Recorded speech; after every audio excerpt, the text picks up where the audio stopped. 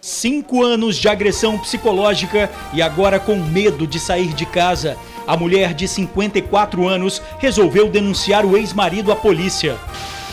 Criminosos interceptam caminhão e roubam 400 botijas de gás. Em menos de 24 horas, a polícia recuperou a carga. Polícia prende pescador acusado de abusar de menina de 11 anos. Motorista de aplicativo é assaltado por 3 bandidos armados. O carro e os documentos da vítima foram roubados. Casal de criminosos ataca comerciantes na Praia da Costa, em Vila Velha. No último assalto, levaram 60 mil reais em cabelos de um salão de beleza. Esse daí é o teto de uma sala de aula de uma escola em Cariacica. Pais e estudantes reclamam da estrutura precária da unidade. Incêndio destrói galpão de floricultura em Vitória. Explosões foram registradas no local. E bebê de 2 meses engasga com leite materno e é salvo por policiais rodoviários federais. A gente volta em 1 minuto.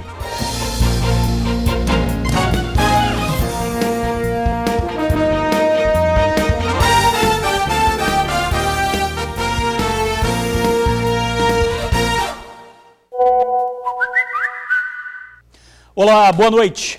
Durante 5 anos, a estudante foi vítima de agressão psicológica. Chegou a ter uma arma apontada para a cabeça. A mulher decidiu fugir e hoje tenta recomeçar a vida longe do ex-companheiro.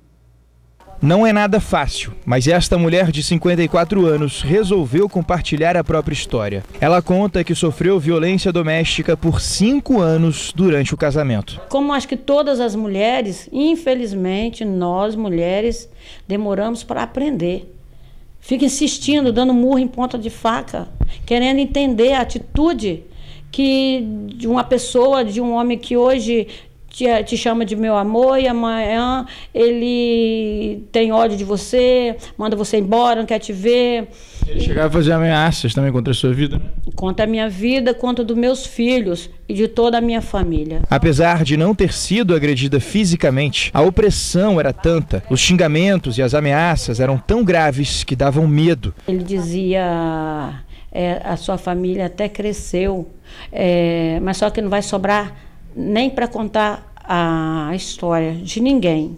Ele falava. E eu fiquei assim por quase 3 anos, passando por isso, sem coragem para tomar atitude. Eu tinha esperança que mudasse. A qualquer momento, a vítima pensava que podia ser o dia em que ele ia cometer um crime ainda mais grave. Ele fingia estar limpando e a arma municiada e ficava manuseando. Quando eu percebi assim, tomava aquele susto, a arma estava em direção a mim. Certa vez, ela procurou a polícia, registrou o boletim de ocorrência, mas não levou adiante. O problema continuou e mais 2 BOs foram feitos. E o marido ainda à solta fazendo ameaças. Esta senhora passou por muito sofrimento, pressão psicológica, ameaças, ofensas e isso dia após dia por anos.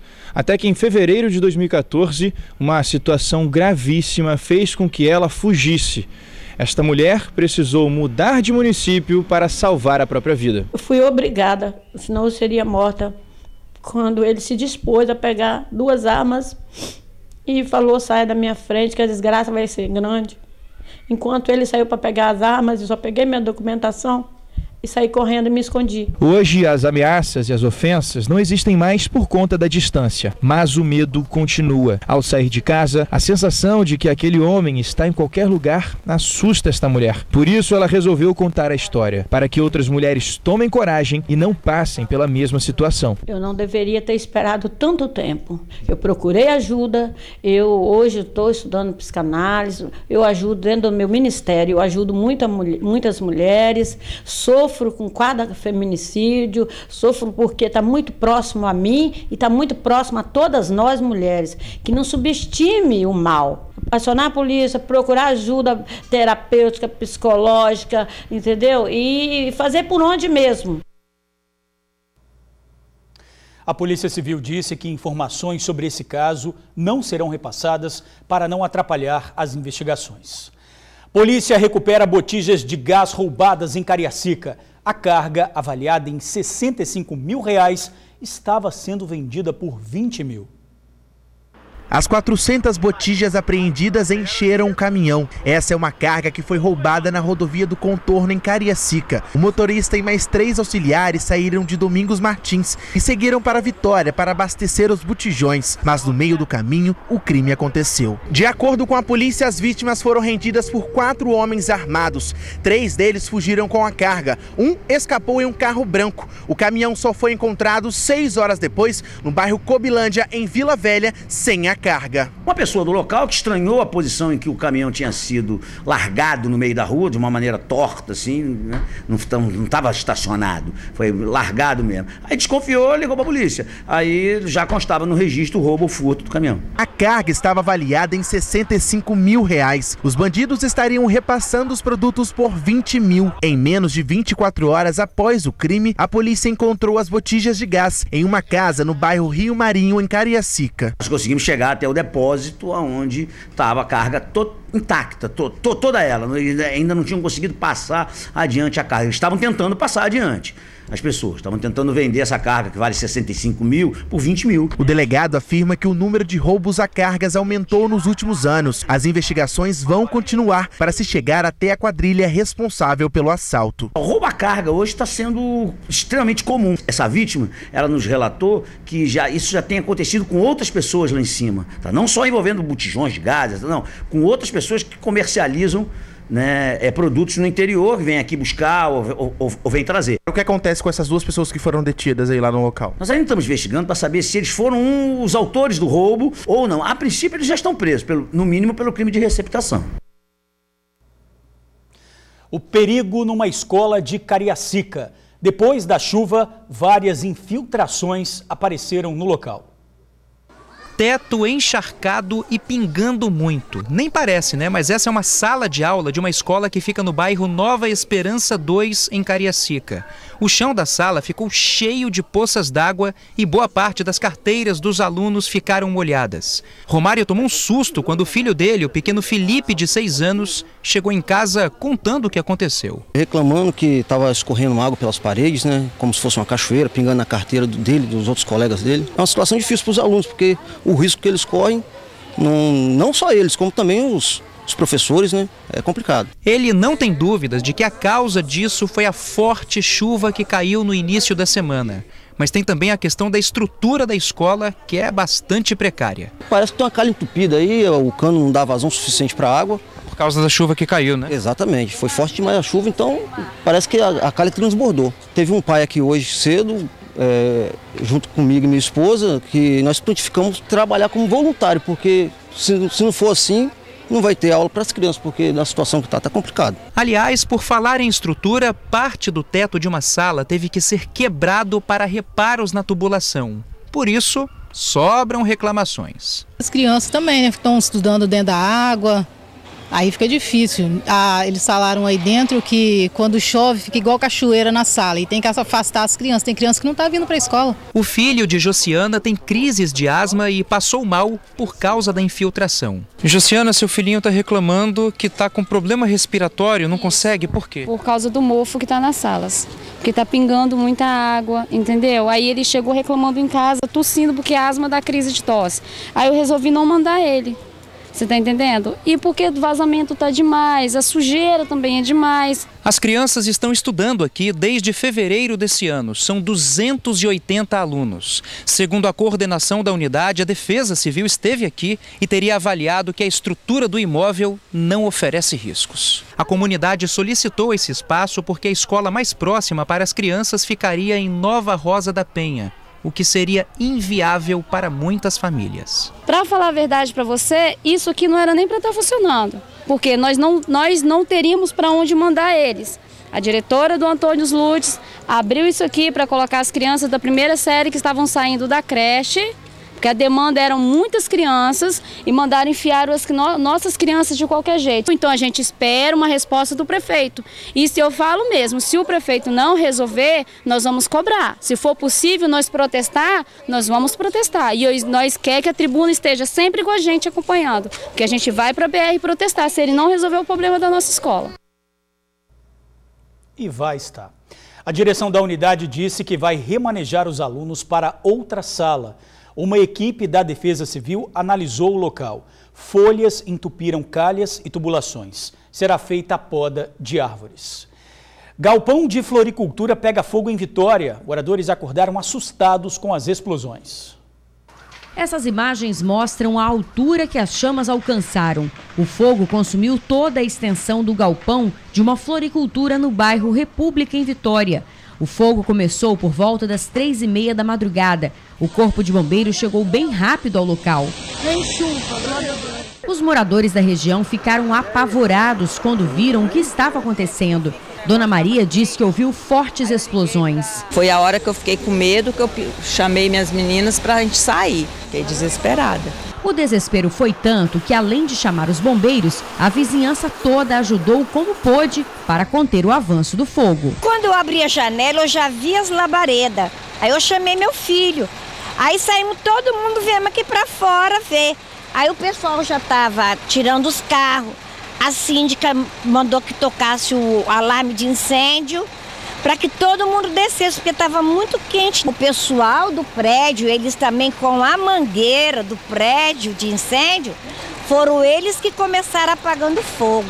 A área em que ficam as plantas não foi afetada. Foram mais de 2 horas de combate ao incêndio. Moradores desconfiam que teria ocorrido um curto-circuito, mas as causas serão apuradas. A parte danificada foi a parte do galpão, onde eram armazenados os vasos de plantas, os vasos cerâmicos e a garagem. Nós precisamos do apoio de guarnições de outros municípios da Grande Vitória. Foi um trabalho extenuante e teve que ser feito muito rápido, porque justamente com uma preocupação maior de isolar o incêndio, que o incêndio permanecesse na edificação sinistrada, não passasse para as demais.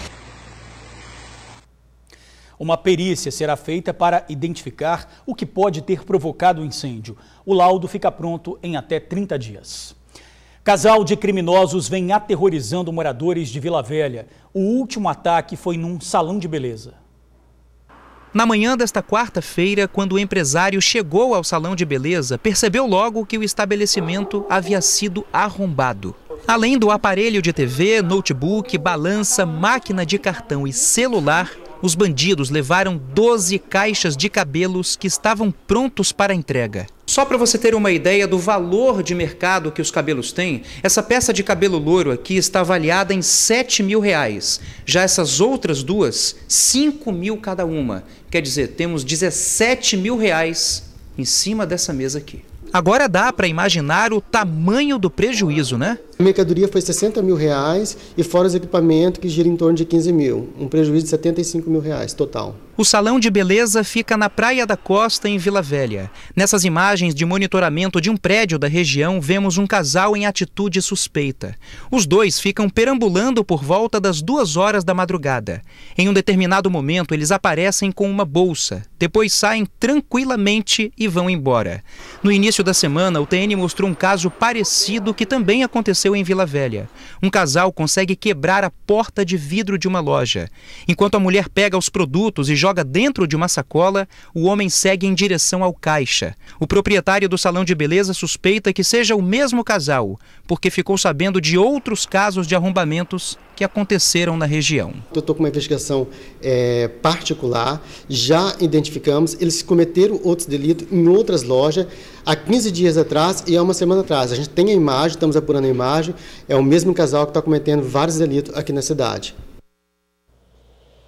Quem tiver informação dos criminosos, ligue para o Disque Denúncia 181.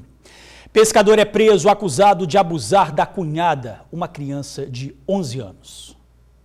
A Polícia Civil prendeu este homem na manhã de hoje na Serra pelo crime de estupro. O delegado conta que a vítima, uma criança na época com 11 anos, é irmã da esposa do acusado. Nós recebemos uma denúncia anônima, com auxílio do Conselho Tutelar da Serra, iniciamos uma série de diligências tentando comprovar esse crime. Todas as pessoas que nós entrevistamos diziam que efetivamente essa criança estava apresentando alterações comportamentais, estava diferente de uma condição anterior e que isso era um indício do crime de estupro vulnerável, de que ela sofreu uma violência sexual. Em julho de 2017, a vítima e a mãe saíram de São Mateus por dificuldades financeiras e foram morar na Serra, na casa do acusado. Ele é um operador de máquinas que estava vivendo da pesca por ter perdido o emprego.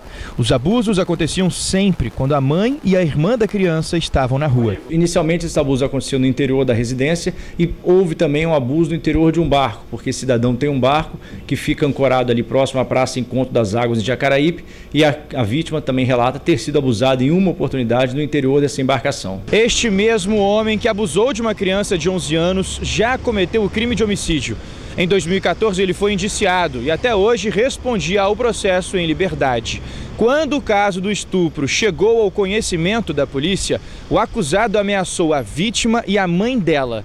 Uma atitude que levou o delegado a pedir a prisão imediata deste homem. Ele foi preso e recebeu a notícia com muita naturalidade. Parecia que ele já esperava pela prisão.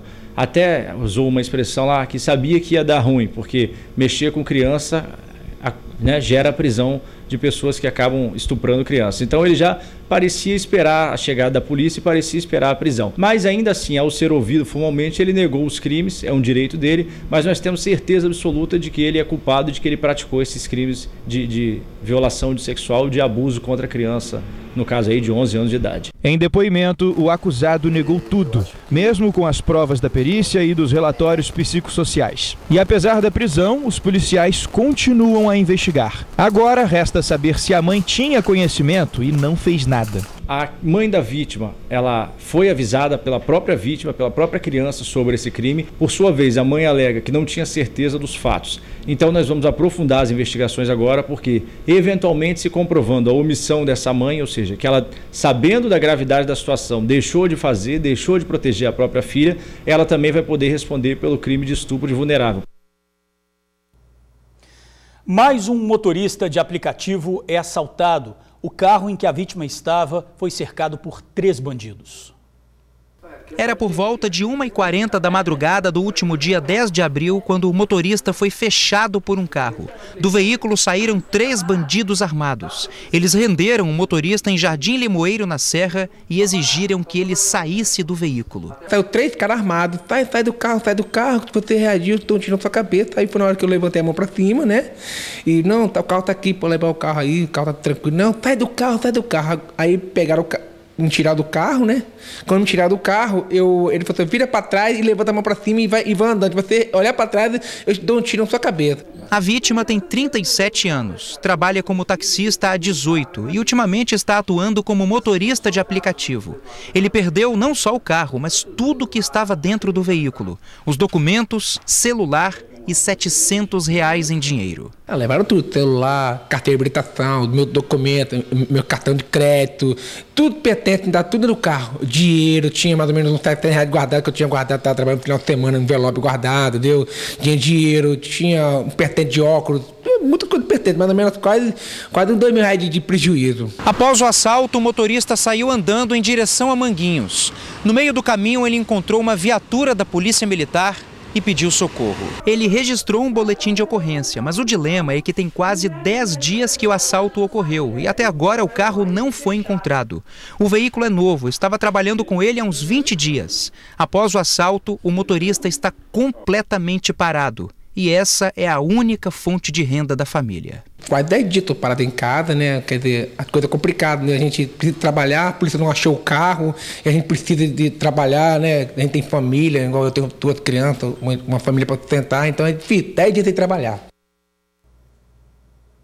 O veículo roubado é um Etios azul escuro, a placa PPX 2655. Quem tiver informações, ligue para o Disque Denúncia 181. E a seguir, bebê de 2 meses engasga e é salvo por policiais rodoviários federais. A gente já volta. Policiais rodoviários federais salvaram a vida de um bebê de 2 meses que havia engasgado com leite materno. A criança, que é moradora de Viana, foi levada ao posto da PRF pela mãe. A menina estava engasgada e não conseguia respirar. Um policial que é estudante de medicina e chegava ao local para trabalhar, socorreu o bebê com a ajuda de outro agente. A criança foi levada para o pronto atendimento de Alto Laje e passa bem. A menina já recebeu alta. E a gente fica por aqui. Muito obrigado por assistir ao jornal, pela companhia de sempre. Uma boa noite e eu te espero amanhã.